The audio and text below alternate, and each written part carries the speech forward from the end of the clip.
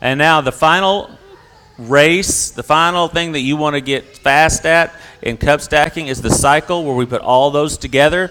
We're going to put the 3-6-3, the 6-6, and the 1-10-1 together. So we start with the 3-6-3, up, and then our 6 stack, up, 3 stack. And we've got to start back at the beginning, take it down, take it down, take it down, slide these over, and we do our 6-6. 6, 6, back to the beginning, take it down. Remember, we go opposite directions on the 6 stack. Opposite, all together. 1 down, 1 up. Reach down, we want to get 5, 4, and we're going to drop them. Always remember to cover the middle one as soon as you can. And then we take these, we go the same direction.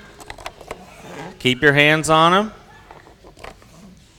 Lift all these, one of these, make your 3. We're back to the beginning, 3, 6, 3.